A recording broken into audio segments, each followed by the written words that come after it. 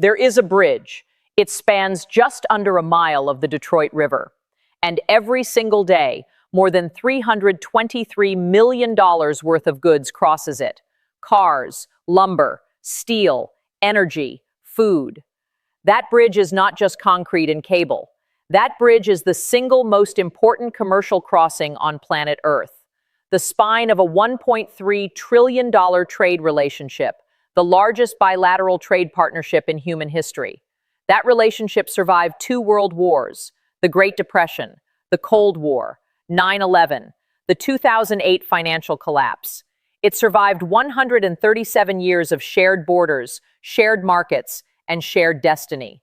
Then, on February 1st, 2025, at precisely 5:47 p.m. Eastern Time, a pen touched paper in the Oval Office, and a 137-year partnership began to fracture, not broken by enemies, by allies. What followed was not a trade dispute. It was a geopolitical pirouette, a quiet, deliberate, breathtaking pivot by America's closest neighbor, away from Washington, toward Beijing, toward Brussels, toward Canberra. And when Trump saw it happening, he erupted. In the next 12 minutes, you will see the phone call that ended 137 years of trust, the leaked document proving Canada had a plan all along, the market reaction that wiped billions off the board in a single afternoon, and exactly why this could cost you money this year. Stay with me. Here is how it started. On February 1st, 2025, Trump signed 3 executive orders. Demand 1. A 25% tariff on all Canadian goods entering the United States. Immediately. No negotiation, no warning.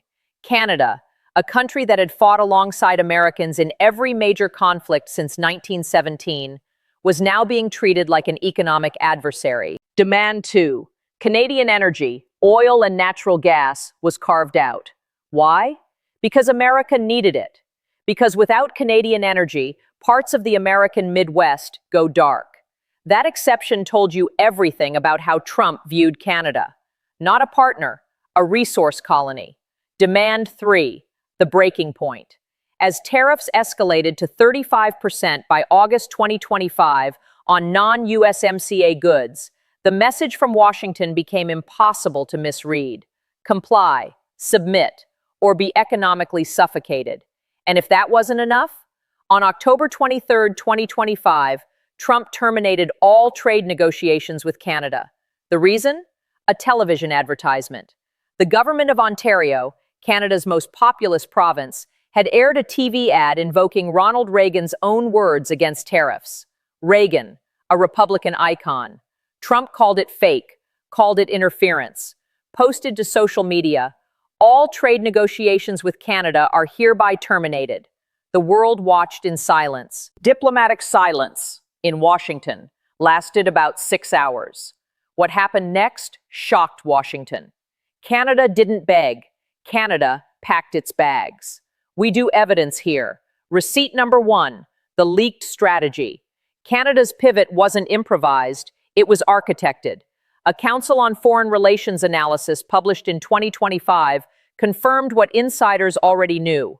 Canada had been laying the groundwork to reduce economic dependence on the United States for months before Trump's first tariff pen stroke. By January 2026, Prime Minister Mark Carney was in Beijing, signing a new Canada-China strategic partnership. Then in Davos, then in Tokyo, Seoul, Manila, Kuala Lumpur. Then, just this week, in Canberra, Australia, signing critical minerals and defense agreements. This wasn't reactive diplomacy. This was a chess move planned 3 moves ahead. Receipt number 2. The markets don't lie. April 3rd, 2025. The Toronto Stock Exchange posted its biggest single-day decline in 5 years, down 3.8%. Canada's GDP shrank 1.6% annualized in the second quarter of 2025. Money doesn't lie. The tariffs worked, but not the way Trump intended. They didn't bring Canada to its knees. They lit a fire under Canada's feet. Receipt number 3, the public meltdown. January 24th, 2026. When Canada finalized its China strategic partnership, Trump went to social media with a threat that stunned global markets. If Canada makes a deal with China, it will immediately be hit with a 100% tariff against all Canadian goods. 100%. On America's second largest trading partner. Then, February 2026, the U.S. Supreme Court struck down the very tariffs Trump had used as his weapon. That's not opinion, that's math, and that's law. Here is what nobody in Washington understood. Trump operates on one framework: dominance through fear. Make a demand, escalate the threat, watch the other side capitulate. It worked on some countries, some of the time. It failed catastrophically on Canada. Because Canada had something Trump never accounted for: a prime minister who is a former central banker. Mark Carney doesn't panic at volatility. He was built for it. At Davos in January 2026, before a room of global leaders, Carney said words that will be studied in foreign policy schools for decades. We are in the midst of a rupture, not a transition. And then, 8 words that should have been heard in every corner of Washington. If you are not at the table, you are on the menu. This is the doom loop. Every threat Trump made accelerated Canada's pivot. Every escalation created new urgency for Canada to diversify. Every terminated negotiation opened a door to another trading partner. The harder Washington squeezed, the more alliances Ottawa built. Dominance versus trust. Short-term leverage versus long-term credibility. One strategy builds fear, the other builds empires. This isn't abstract, this is your wallet, your car. Canada supplies the steel, aluminum, and critical minerals that go into every car assembled in Detroit. The 25% tariff added an estimated $3,000 to $6,000 to the production cost of a new American vehicle. That cost didn't disappear, it moved onto the sticker price, onto you. Your retirement fund. The TSX dropped 3.8% in a single afternoon. If you hold index funds with North American exposure, and most retirement accounts do, you felt that. Multiplied across millions of American 401ks, that's tens of billions of dollars evaporated in one day. Your national security. Canada supplies the United States with cobalt, nickel, and rare earth minerals, the backbone of EV batteries, defense systems, and semiconductors. As Canada shifts those supply chains toward Australia and Asia, the U.S. supply chain becomes structurally vulnerable. Here's the simple math. America needed Canada more than Canada needed America. Trump's tariffs just forced Canada to prove it. Compare 2 headlines, separated by 14 months. October 23, 2025. Trump terminates all trade negotiations with Canada. March 5, 2026. Canada and Australia sign critical minerals, defense, and AI agreements.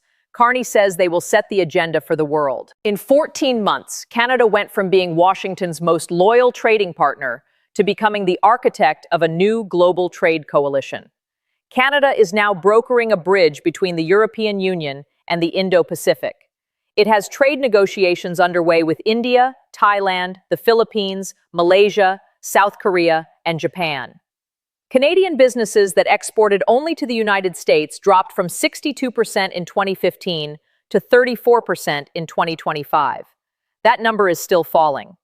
Meanwhile, the USMCA, the trade agreement Trump once called the greatest deal ever negotiated, faces a joint review in July 2026.